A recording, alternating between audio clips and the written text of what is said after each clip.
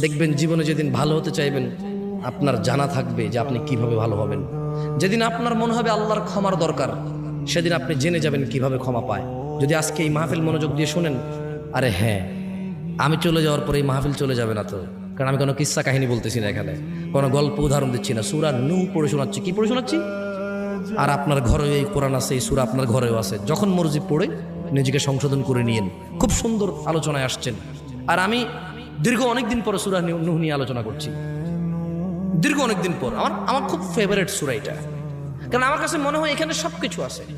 একজন মানুষের সর্বোচ্চ দাওয়াত, মানে সর্বোচ্চ একজন মুসলমান কি করবে, এরপরে সে কি কি পাবে, যদি সে তারপরেও ব্যর্থ হয় এগুলা করতে, তাহলে সে কি করবে, ব্যর্থ হওয়ার পরও যদি সে এগুলা করে তাহলে সে কি কি পাবে, সব আছে এখানে।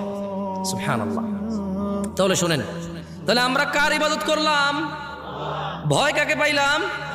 অনুসরণ কাকে করলাম?